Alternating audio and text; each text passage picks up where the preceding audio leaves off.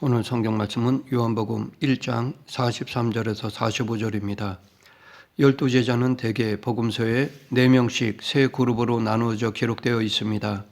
그중 첫 번째 그룹은 베드로와 안드레, 야고보와 요한으로 구성되어 있습니다. 아마 이 첫 번째 그룹이 예수님 곁에 가장 가까이 있었던, 예수님과 가장 친하고 그분이 특별히 쓰셨던 그룹이라 생각됩니다. 두 번째 그룹은 조금 떨어져 있지만 역시 중요한 역할을 했던 제자들인데 바로 빌립과 바돌로메, 도마와 마태입니다. 그 다음 세 번째 그룹은 작은 야고보와 다데오, 유다, 시몬과 가룟인 유다입니다. 작은 야고보는 요한의 형제인 야고보와 혼돈할까봐 추가 설명된 수식어입니다. 야고보와 요한 형제는 세베대의 아들들인데 작은 야고보는 알페오의 아들 야고보라고 기록되어 있기도 합니다. 그리고 다데오 유다는 가룟인 아닌 유다라고 기록되어 있는데 이 또한 가룟 유다와 구분하기 위해 추가 설명된 것으로 보입니다. 이 12제자 그룹에서 제일 앞서서 나오는 사람은 베드로입니다. 베드로는 첫 번째 그룹의 지도자이면서 어떤 의미에서는 제자 전체의 대변인과 같은 역할을 했던 사람이었습니다. 그러하기에 우리는 흔히 베드로를 수제자라고 부르기도 합니다. 이 시간 살펴볼 빌립은 두 번째 그룹에 속한 제자 중 맨 처음에 등장합니다. 두 번째 그룹에서 빌립이 리더의 역할을 했다고 보입니다. 빌립을 한마디로 말한다면 아마도 신중하면서도 결단할 줄 아는 사도였다고 볼 수 있습니다. 또한 그는 완벽주의적 성향도 소유하고 있었는 듯 합니다. 빌립은 말을 사랑하는 사람이라는 뜻입니다. 예수님이 이 땅에 오실 무렵에 빌립이라는 이름이 굉장히 유행했습니다. 그것은 당시 전 세계를 정복했던 알렉산더 대왕의 아버지가 빌립이었기 때문입니다. 고대 시대에는 유명한 사람들을 본받기 위해 같은 이름을 짓는 경우가 많았는데 빌립이라는 이름은 당시에 아주 강력한 정복자이자 리더의 이미지를 갖고 있었습니다. 그런데 이 빌립이라는 이름은 그리스식 이름입니다. 그래서 알렉산더 대왕과 헬라 제국의 통치를 받았던 유대에서 아주 보수적이고 정통적인 유대인들은 빌립이라는 이름을 가지지 않았습니다. 그런 상황에서 예수님의 제자 중에 이름이 빌립이었다는 것은 곧 그의 집안은 아주 전통적이고 보수적인 유대인 집안 출신이 아니라 외부의 문화나 흐름에 잘 융화되며 상당히 개방적인 배경을 가진 집안이었을 것으로 추측할 수 있습니다. 이와 같은 개방성이야말로 어쩌면 빌립으로 하여금 복음을 쉽게 받아들이게 만든 하나의 배경이었을 것으로 생각됩니다. 오늘 본문에는 이러한 빌립에 관하여 한 가지 암시를 주는 내용이 기록되어 있습니다. 44절, 빌립은 안드레와 베드로와 한 동네 베세다 사람이라.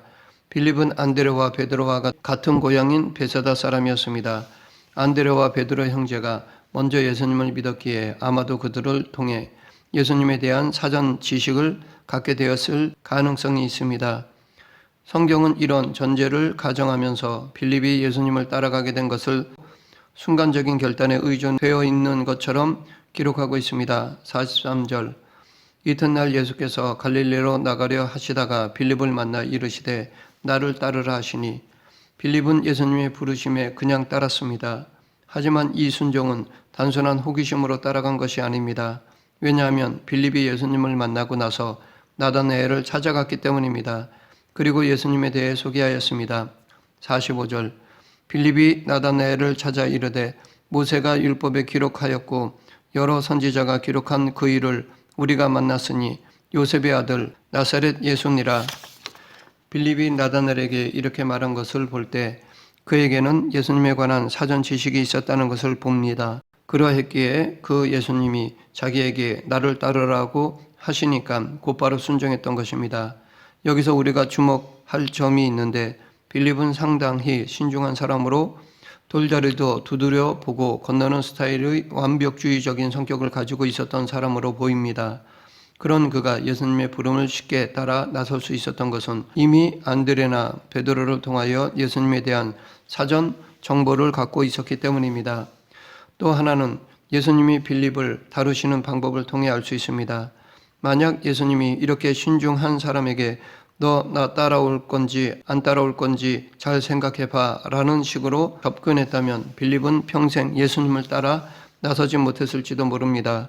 그런데 흥미로운 것은 예수님이 제자들을 부르실 때 각 사람을 그의 기질에 적합한 방식으로 접근하고 불러주셨다는 것입니다. 즉, 각 제자마다 다른 방식으로 불러주셨습니다. 다혈질의 베드로는 열정도 있지만 쉽게 좌절하고 상처받고 낙심하는 성격입니다. 이런 베드로를 만났을 때의 예수님은 너를 장차 개발하리라, 즉 베드로에게 장차 반석이 될 것이라고 하셨습니다. 이렇게 예수님은 희망과 소망을 주는 메시지로 베드로를 찾아오셨습니다. 그런가 하면 예수님은 자신을 따라오는 안드레와 사도 요한에게 무엇을 구하느냐라고 물으셨습니다. 그러자 그들은 예수님께 어디에 계시오니까 라고 되물었습니다. 이때 예수님은 그들에게 와서 보라고 말씀하셨습니다. 예수님은 이런 친근한 방법으로 그들을 당신에게로 초청하셨습니다. 하지만 빌립의 경우에는 전혀 달랐습니다. 만나자마자 말하지 말고 무조건 따라와 라고 하신 것입니다.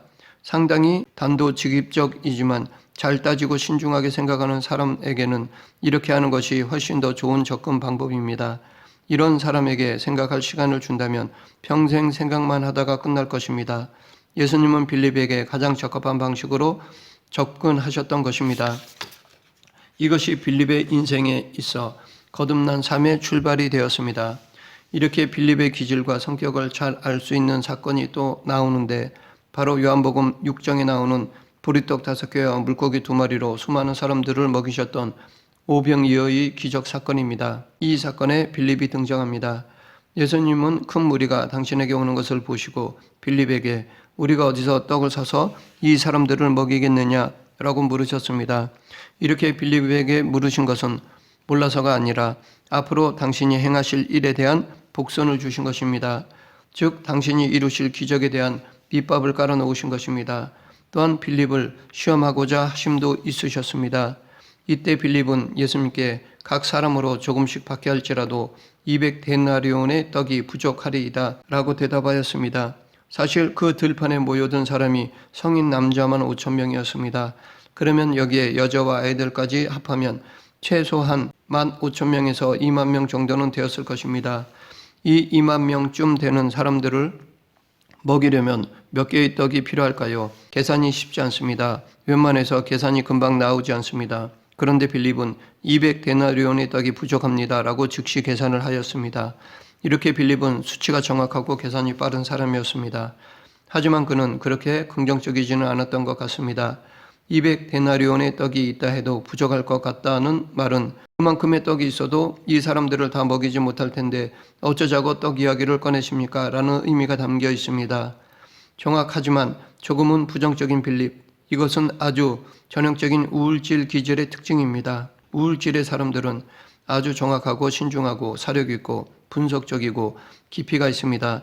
또한 예술적 기질도 있습니다. 그런데 조금은 부정적입니다. 하지만 그렇기 때문에 일을 맡겨놓으면 철저하게 할 가능성이 큽니다. 빌립이 바로 이런 기질을 가지고 있었습니다. 이후 빌립은 요한복음 12장에서도 등장합니다. 유대 명절에 예배하러 올라온 사람 중에 헬라인 몇 명이 있었는데 그들이 빌립에게 가서 예수님을 뵙고 싶어 청하는 장면입니다. 즉 그리스 계통의 헬라인 몇 명이 예수님을 만나기 위해 예수님의 제자들 가운데 빌립을 찾아온 것입니다. 그런데 빌립은 자기가 직접 예수님께 데리고 가지 않고 먼저 안드레에게 말하고 나서 안드레와 같이 예수님께 갔습니다. 만약 그들이 베드로를 찾아가서 부탁했다면 아마도 베드로는 자신이 직접 그들을 인도하여 예수님께로 데리고 갔을 것입니다. 다혈질적이며 충동적이고 약간은 자기를 과시하고 싶어하는 기질의 베드로는 당연히 이런 반응을 보였을 것입니다. 반면에 빌립은 신중하며 조심성 있게 깊이 생각한 후 확인하고 행동하는 빌립의 기질을 볼 수 있습니다. 요한복음 14장에서도 빌립이 등장하는데 바로 예수님의 그 유명한 내가 곧 길이요 진리요 생명이니 나로 말미암지 않고는 아버지께로 올 자가 없느니라. 너희가 나를 알았더라면 내 아버지도 알았으리로다. 이제부터는 너희가 나를 알았고 또 보았느니라 라는 말씀을 하시자 그 즉시 빌립이 주여 아버지를 우리에게 보여주옵소서 그리하면 족하겠나이다 라고 하였습니다. 여기서 빌립의 실증주의적인 성격, 과학자처럼 실제로 만지고 확인하고 싶어하는 완벽주의적인 성격이 드러납니다. 그런데 이렇게 요한복음에 나타난 몇 개의 사건을 제외하면 빌립에 대한 기사를 찾아볼 수 없습니다. 물론 사도행전에서도 빌립이라는 사람이 나오지만 거기에 나오는 빌립은 7 집사 중 하나인 집사 빌립입니다. 복음서에 나오는 빌립은 예수님의 제자 빌립, 즉 사도 빌립입니다. 전승에 의하면 나중에 사도 빌립의 사역지는 소아시아, 지금의 터키가 되었다고 합니다. 특히 라우디게아 교회와 골로새 교회를 중심으로 활동했다는 기록이 교회 전승 역사에 남아 있습니다. 삼각형 모양으로 위치한 라우디게아, 골로새, 히에라폴리스 이 세 도시는 금방 오갈 수 있는 가까운 거리에 있습니다. 지금 그 지역에 가면 파묵칼레라는 유명한 온천 도시가 있는데 하얀 석회암들이 장관을 이루고 있어 도시 전체가 마치 눈에 덮인 것 같은 착각을 불러일으키는 아름다운 도시라고 합니다. 바로 이 지역에서 빌립이 복음을 전하고 활동한 것으로 전해지고 있습니다. 그러다 나중에는 갈라디아 지방까지 갔습니다. 갈라디아도 역시 터키 안에 있는 지역입니다. 빌립의 전도를 받았던 사람들 중 일부는 프랑스 골 지방까지 가서 복음을 전했다는 전승도 남아 있습니다. 빌립은 갈라디아에서 전도하다가 다시 골로새, 히에라폴리스 지역으로 돌아와서 복음을 전하다가 체포당해 십자가를 지고 히에라폴리스 언덕에서 순교하였습니다. 지금도 그 지역에는 사도 빌립의 순교 교회의 흔적이 그대로 남아 있다고 합니다. 사도 빌립은 그렇게 복음을 전하다가 순교하면서 그의 생애를 하나님 앞에 바쳤던 것입니다. 사도 빌립의 삶을 통해 우리가 배울 것은 모든 기질에는 약점과 강점이 있지만 약점을 극복하며 오히려 강점이 될 수 있다는 것입니다. 반대로 강점을 잘못 사용하며 오히려 약점이 될 수도 있습니다. 우울질이 가진 여러 가지 약점에도 불구하고 빌립이 예수님의 제자로 순교하면서 그의 생애를 하나님 앞에 드릴 수 있었던 비결을 3가지로 요약해 보면, 첫째, 빌립은 좋은 믿음의 친구들과 함께 하였습니다. 그의 주변에는 항상 믿음 좋은 친구들이 있었던 것 같습니다. 성경은 빌립을 혼자 언급하지 않습니다. 빌립은 늘 누구와 더불어 같이 있다든지 같이 대화하는 모습으로 나타납니다. 요한복음 1장에서 예수님을 만나고 와서 그 이야기를 나다나엘과 나누었습니다. 또한 그리스 사람들이 찾아왔을 때는 안드레와 함께 대화하였습니다.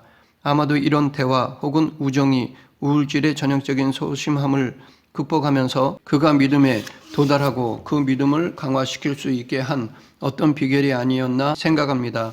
둘째, 빌립은 의심이 있어도 예수님 곁을 떠나지 않고 질문하였습니다. 의심이 든다고 신앙을 떠나는 사람들이 있습니다. 빌립에게도 여러 가지 의심이 있었습니다. 한 예로 예수님을 그렇게 따라다니며 교훈을 받았음에도 하나님 아버지를 직접 보여달라고 요청하였습니다. 그러나 그런 의심이 있음에도 불구하고 그는 예수님 곁을 떠나지 않았습니다. 그리고 계속 질문하였습니다. 바로 이런 솔직한 질문이 그의 삶을 제자의 삶으로 만들어갈 수 있었던 비결이었다고 생각합니다. 셋째, 빌립은 신중하지만 결단해야 할 때는 확실하게 결단하였습니다. 빌립은 아주 신중한 성격이었지만 결단할 필요가 있을 때는 단호히 결단하였습니다. 그는 예수님이 따라오라고 하셨을 때 바로 따라갔습니다. 이처럼 신앙은 결단입니다. 결단이라는 말은 결정입니다. 예수님을 믿는 것도 결정입니다. 예수님을 믿기로 결정하는 것이 바로 결단입니다. 그런데 결단은 처음 예수 그리스도를 믿고 크리스천이 되고 구원받을 때만 결단하는 것이 아닙니다. 매일매일의 믿음의 결단입니다. 즉 매 순간순간마다 우리는 예수님을 내 주님으로 모시기를 결단해야 합니다. 말씀을 맺겠습니다. 빌립은 믿음의 공동체에서 다른 제자들과 함께 예수님을 따랐습니다. 그리고 그는 진리에 대한 갈구함이 있었습니다. 그러했기에 끊임없이 질문하고 알아가려고 하였습니다. 또한 결단할 때는 담대하게 결단하는 믿음이 있었습니다. 우리도 빌립의 신앙의 자세를 본받아 믿음의 공동체를 이루고 말씀을 알아가려고 수고하며 매 순간 예수님을 나의 주님으로 모시기를 결단하며 살아가야 할 것입니다. 우리 모두 빌립의 신앙의 자세를 본받는 성도가 되길 간절히 축원합니다. 기도하겠습니다. 생사화복을 주관하신 하나님 아버지, 이 시대에 예수님을 제자로 저희들을 불러주심을 감사합니다. 제자로서 복음을 증거하며 하나님의 뜻을 실천하는 저희 모두가 되게 하여 주시옵소서. 예수님 이름으로 기도드립니다. 아멘.